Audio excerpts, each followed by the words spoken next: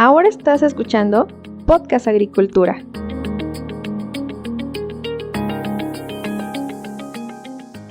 Hola a todos, me da mucho gusto saludarlos nuevamente, espero que se encuentren muy bien. El día de hoy les voy a presentar la tercera y última conversación que tuve en el marco del próximo curso de especialización de arándano que va a impartir la Sociedad Mexicana de Especialistas en Agricultura Protegida en la ciudad de Guadalajara.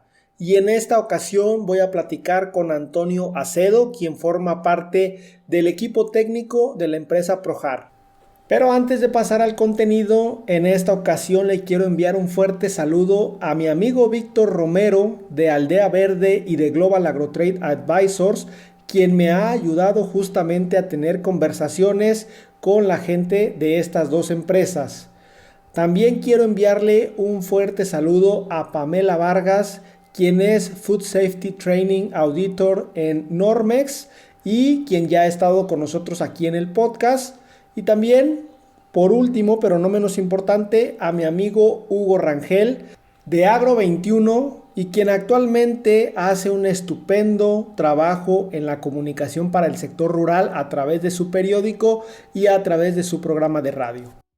Por cierto, quien esté interesado en obtener un 15% de descuento para esta capacitación, puede ir a las notas del episodio donde encontrará el enlace para obtener dicho descuento.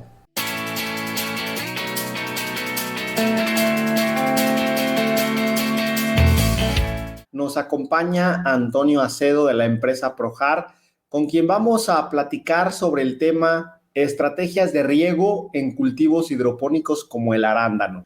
Quiero comenzar con una pregunta un poco general. Tú, desde tu perspectiva en Projar, ¿cuáles consideras que son en estos momentos los principales problemas o los principales retos que están afrontando los productores y técnicos que se dedican al cultivo del arándano? La verdad que desde nuestra perspectiva estamos viendo en diferentes zonas mundiales de producción de arándano que los productores, tanto productores como técnicos, se encuentran frente a varios problemas. Primero, cuando quieren realizar un proyecto, una implantación del cultivo desde un principio, ¿no? Pero incluso cuando ya lo tienen implantado se ven con el problema, no lo ven antes de comenzar el proyecto. Uno de los principales problemas, yo diría que quizás es el principal y comienzan por ahí, es que muchos productores no le dan la importancia a un sustrato o al conocimiento del sustrato. No me refiero que sea un sustrato de un material u otro, sino al conocimiento de qué sustrato es el que están usando, ¿no? Porque a veces lo eligen pues, porque se lo han aconsejado, porque en la zona es el más popular o porque ya lo tienen, ya han llegado a un cultivo ya implantado, sea un productor que ha comprado una finca que ya está en producción, o sea un técnico que ha llegado nuevo a una empresa y ya se encuentra con el problema del desconocimiento del sustrato. Eso lo veo lo principal y es muy determinante saber con qué estamos trabajando. En sí, no saber los materiales, que también es importante conocer de qué material está compuesto nuestro sustrato. Pero más importante aún es saber qué propiedades tiene ese sustrato. Y más aún si hablamos de arándano. El arándano es un cultivo que está en el mismo sustrato durante varios años, ¿no? En el mismo sustrato, en el mismo contenedor o macetero, se le puede decir diferentes nombres al envase donde se cultiva un sustrato en cultivo sin suelo, ¿no? Y las propiedades de ese sustrato van cambiando conforme avanza el tiempo. Y no es lo mismo una hortaliza que se cultiva un cultivo anual o incluso de varios meses, que avanza en el tiempo esas propiedades, pero no llega a reflejarse durante el cultivo. Pero un arándano dura varios años y es muy importante saber qué propiedades tiene ese sustrato, cómo se va a comportar el año que viene, al siguiente. Y esto nos lo determinan unas propiedades que básicamente pues Una de ellas es la granulometría que tiene ese sustrato, ¿no? La granulometría es el tamaño de las partículas, el tamaño en general que tienen las partículas de ese sustrato, ¿no? Que se mide con un parámetro que se le llama índice de grosor, que determina la cantidad de partículas en mayores de 2 milímetros que tiene ese sustrato, ¿no? Dentro de esa granulometría, aparte de ver el parámetro más global, que puede ser el índice de grosor, también se ven las diferentes categorías. Partículas menores de 0,5 milímetros, que eso son partículas muy finas, o incluso hasta 40 milímetros, ya son partículas de carácter bastante grueso. Y que nuestro sustrato sea de carácter medio, fino o más grueso, pues le va a dar lo que se le llama la estructura a un sustrato, que determina la durabilidad de ese sustrato, ¿no? Hay otras propiedades igual de importantes, si no cabe que quizás más, que son las propiedades hidrofísicas del sustrato. Las propiedades hidrofísicas pues son la porosidad, la aireación que tiene un sustrato, la retención, que yo creo que su nombre más o menos todo el mundo puede comprender a qué se refieren, ¿no? Pero la porosidad pues es la cantidad de poros, aire, agua que tiene un sustrato una vez que esté saturado y dejando drenar libremente. La aireación, pues la cantidad de aire que tiene el sustrato, y la retención de agua, pues la cantidad de humedad de agua que puede retener un sustrato en esas condiciones de saturación y drenaje libre. Y todas estas características las debe proporcionar un fabricante de sustrato. Estas características deben ser proporcionadas. Luego, otro problema respecto a la pregunta, le veo yo el principal problema que se encuentra en productores y técnicos, pero otro problema que actualmente se está escuchando mucho es la calidad del agua de riego de las diferentes zonas agrícolas de arándano en el mundo en general, ¿no? El arándano es un cultivo que no todos los cultivos tienen la misma tolerancia o sensibilidad a la salinidad. El arándano en cuestión pues, es un cultivo bastante sensible, ¿no? Y se están incrementando notablemente las fincas de arándano a nivel mundial en diferentes zonas agrícolas, y está habiendo graves problemas, y habrá más problemas aún de calidad del agua, ¿no? Calidad por dos motivos: por suministro de agua y por salinización de ese agua, ¿no? Y son los principales problemas, sí, que le vemos a lo que se enfrentan los productores, ¿no? En cuanto a este último problema que nombro, de la calidad y suministro del agua, pues no sé si ustedes están informados de qué ocurre, por ejemplo, en Marruecos o en el sur de España, en Huelva, que es una zona productora de arándano muy importante, en el sur de Portugal incluso. Ya hay productores que incluso hay momentos del año que no pueden cubrir las necesidades hídricas que requiere el cultivo, ¿no? Y si las cubren, se le está salinizando sus acuíferos, ¿no? Sus manantiales de agua, sean procedentes de aguas superficiales o aguas subterráneas, pero se le están salinizando, ¿no? Hay en algunos puntos en algunas zonas que están llegando incluso a usar desaladoras en las fincas, desalobradoras, pero eso es un tema un poco delicado por el impacto medioambiental, qué se hace con los desechos, y es un poco más delicado. Interesante todo esto que nos comentas, Antonio. Nos diste de manera resumida un panorama muy bueno sobre las principales problemáticas del arándano, y esto que nos comentas que está sucediendo en España, Marruecos y Portugal, creo que sí es bastante interesante conocer al respecto. Entrando un poco más en detalle, porque ya lo mencionaste, el tema del riego. ¿Cuáles son las estrategias que un agricultor debe de tener en cuenta para regar su cultivo hidropónico de arándano? Y si hay varias estrategias, o dependiendo de lo que tú nos cuentes, pues dinos cuál es la más efectiva para que un agricultor realmente implemente un buen riego en arándano. Vale. Sí, una estrategia de riego es primordial para poder llevar un buen cultivo, pero no hay que olvidar que la estrategia comienza desde el diseño de la instalación, porque no me he encontrado llegar a intentar resolver problemas, qué estrategia sigo, qué no sigo, pero hay veces que el problema está desde el inicio, desde la instalación. Es necesario saber qué tipo de agua vamos a usar para ese cultivo, si tiene carga biológica en mayor o menor proporción, si tiene mayor carga mineral, para poder dimensionar un sistema de filtrado, si se usa un tipo de filtros u otro, el diseño hidráulico de la instalación y finalmente el tipo de emisor que vamos a utilizar. Para una estrategia de riego no hay que irse al final, hay que empezar desde el principio, ¿no? Y lo principal, la clave es tener una buena uniformidad de riego. Una buena uniformidad, que esto parece obvio, ¿no? Pero es que nos encontramos que menos de un 20% de los productores tienen una uniformidad mayor de un 90%, ¿eh? Y esto no es porque el fabricante de los sistemas de riego suministre con mala calidad esos materiales. Lo principal es por el mantenimiento de esas instalaciones. Eso es lo primordial.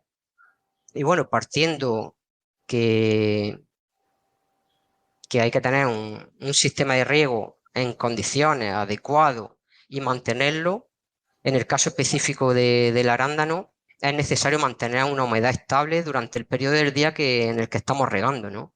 A diferencia de otros cultivos, pues que pueden permitir un mayor porcentaje de agotamiento entre riego y riego, el arándano, por la morfología que tiene su raíz, que no tiene pelos radicales, pues es necesario mantener más constante esta humedad durante el periodo, insisto, que estamos regando durante el día. Y bueno, en sí esto es primordial antes de poder decidir una estrategia de riego en sí ya con cultivo. Las estrategias de riego, una vez ya que tenemos implantado o que tenemos el proyecto en marcha, pues ahí se rigen por diversos factores, ¿no? Hay productores que usan la ETO como referencia para poder marcarse un objetivo. La ETO todo el mundo sabe en qué se basa, ¿no? Y hay otros que basan su estrategia en un control diario de drenaje, de los porcentajes de drenaje, de la conductividad del drenaje. Este es el método básicamente más usado, pero hay otros también que miden la humedad o la tensión del sustrato, ¿no? Y la técnica más efectiva, me has preguntado que cuál sería la más efectiva, ¿no?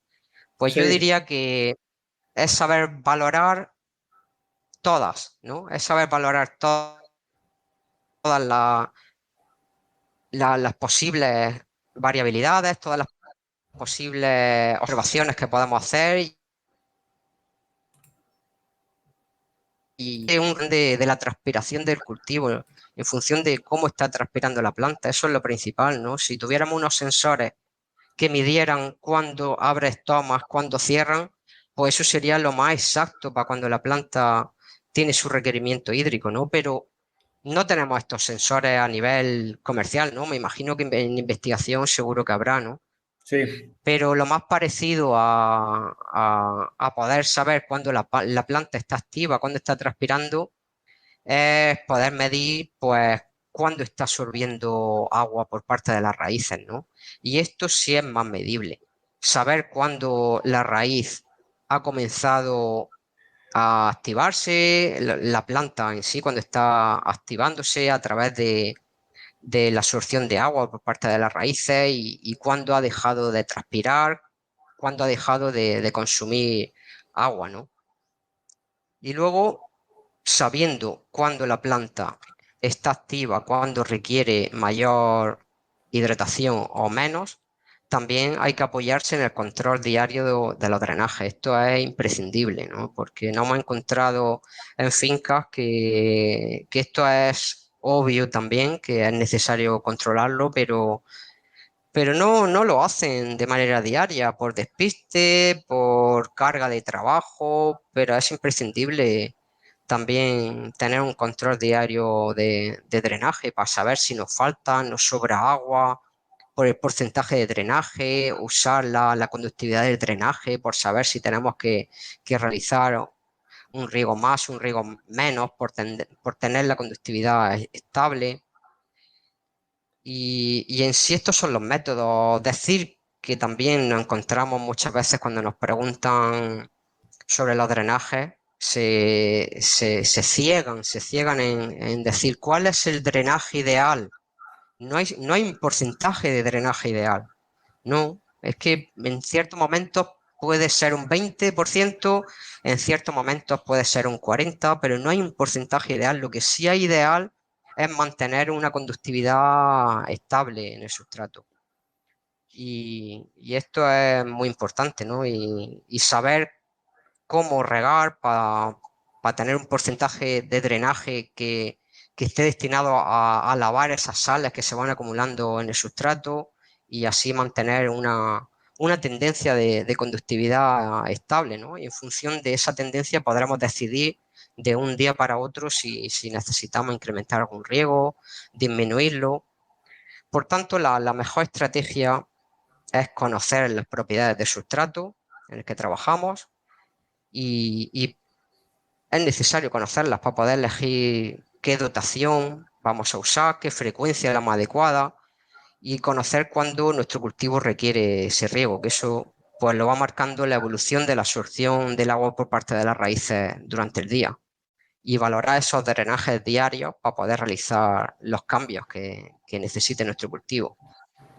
Es decir, como resumiendo, saber cuándo comenzar a regar, cuánto regar, con qué frecuencia y muy importante, cuándo parar de regar.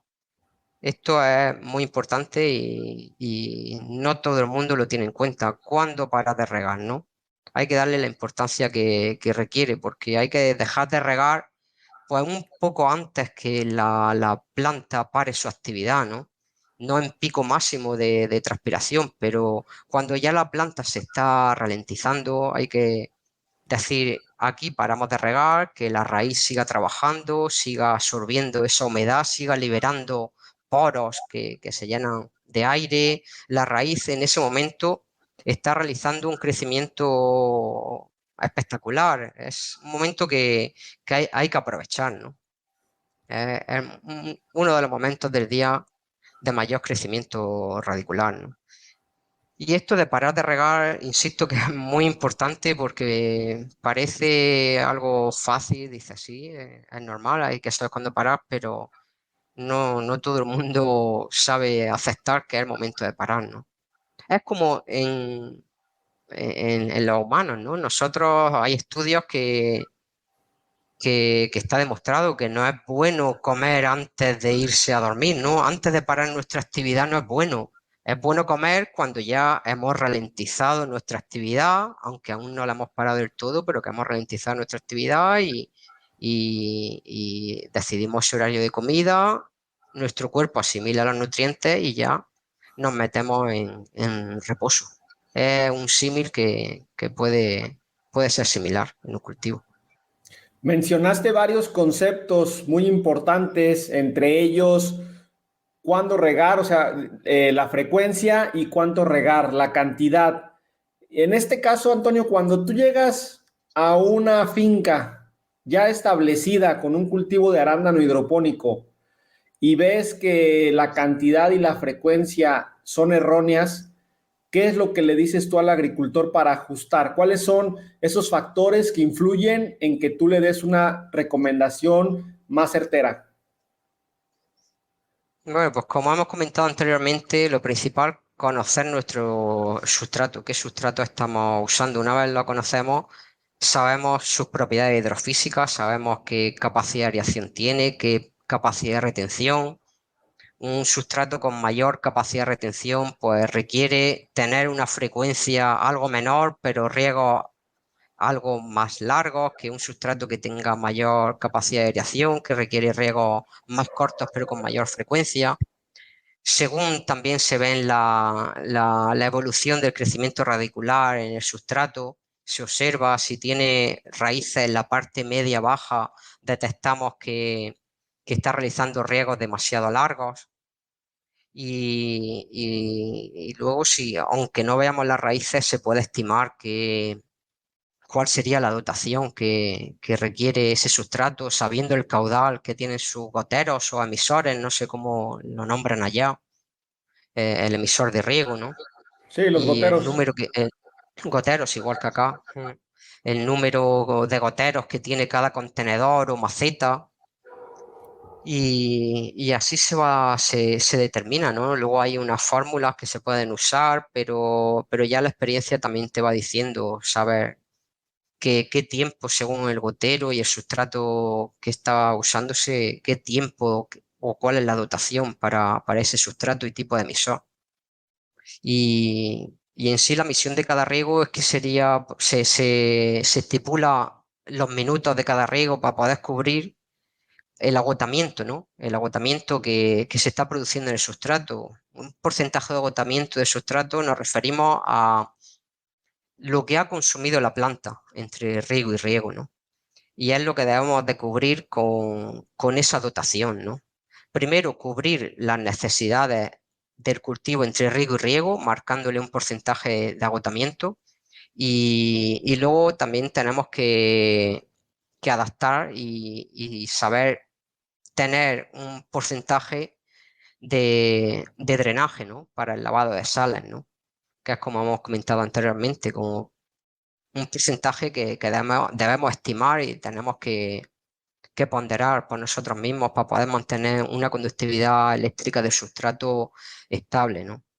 Por tanto, la dotación o cantidad de riego pues, se determina con el conocimiento de la capacidad de contenedor del sustrato, la retención de humedad que tiene ese sustrato y el caudal de los goteros. Así se determinaría, ¿no? Y el porcentaje de agotamiento que estimamos, esto también lo da la experiencia, conociendo el cultivo, conociendo el sustrato y sabiendo que hay cultivos que requieren de no abusar, de tener un porcentaje de agotamiento entre riego y riego mayor, como en este caso el arándano, ¿no?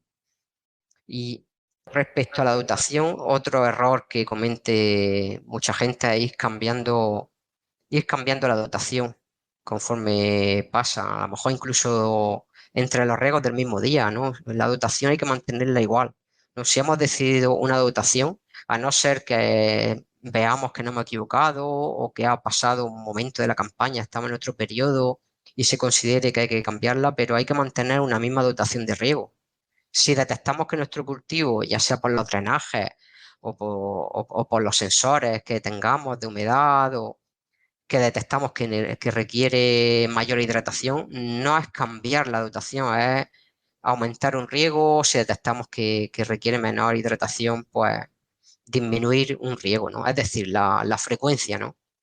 La frecuencia es lo que debemos ir manejando, ir trabajando, ¿no?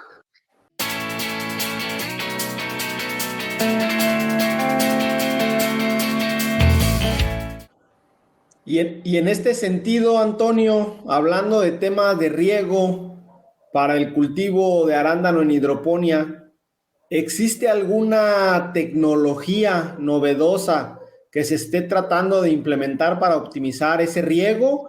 ¿O de momento todos estamos trabajando, digamos, con el riego por goteo, los sensores que ya todos conocen?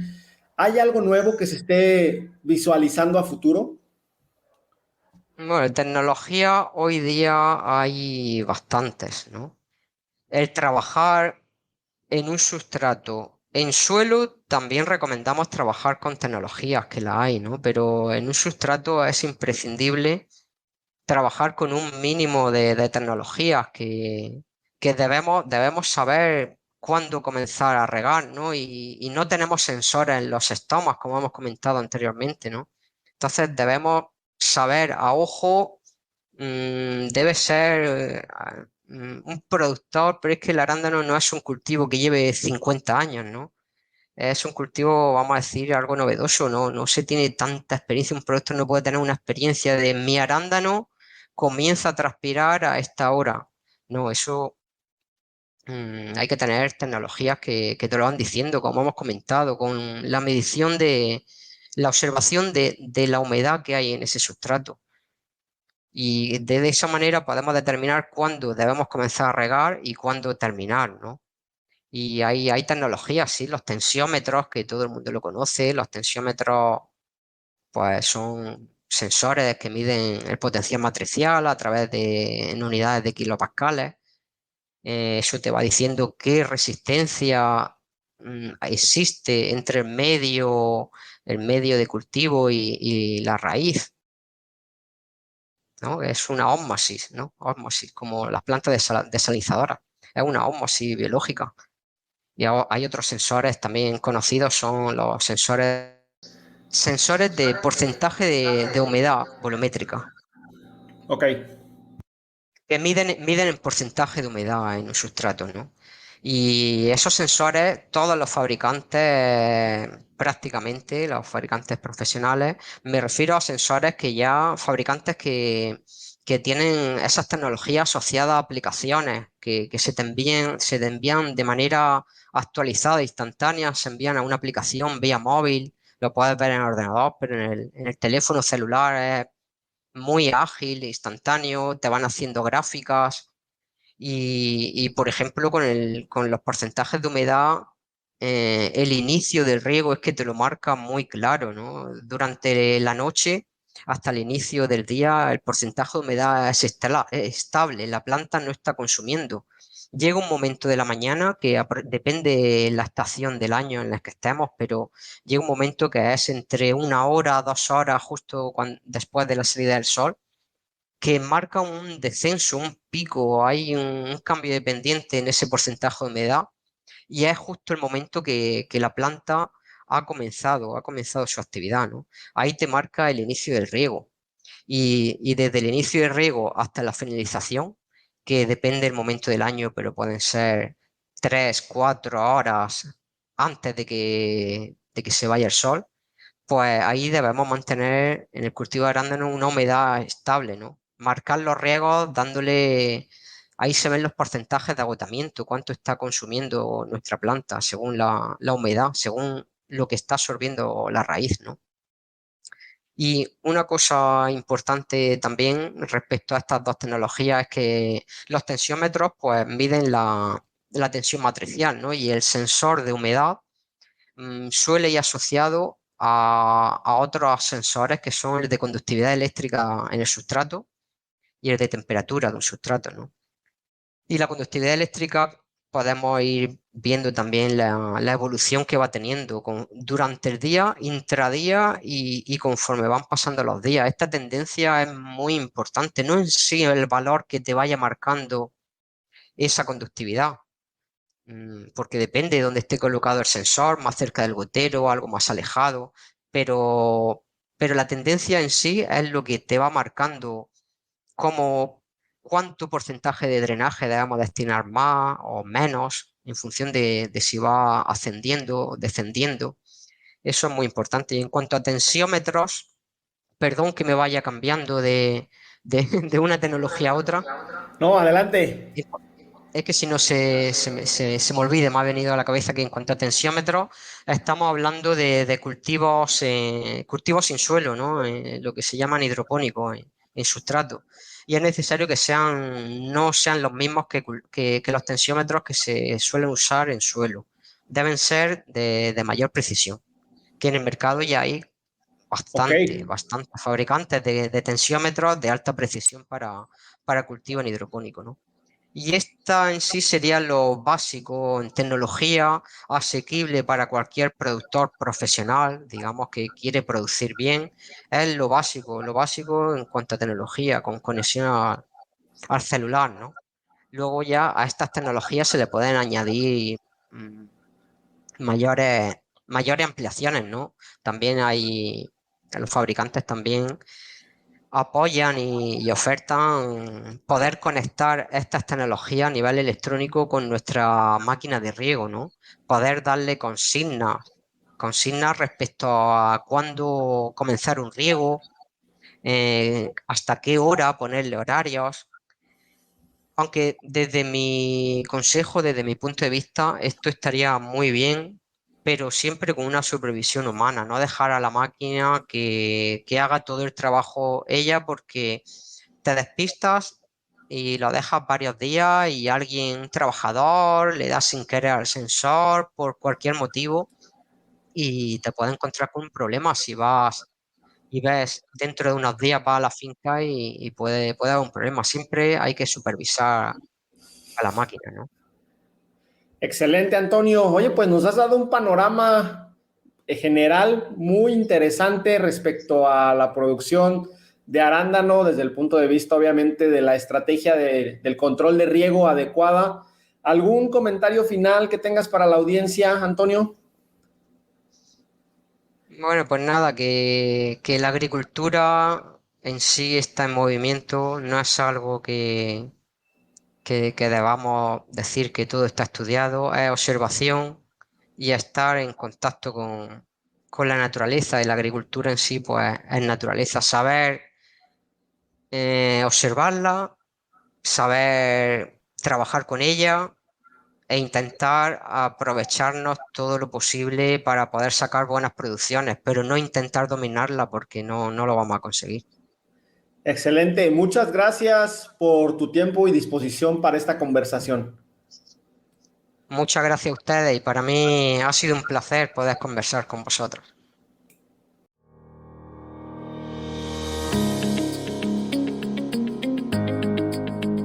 Hemos llegado al final de este episodio. Muchas gracias por escuchar Podcast Agricultura.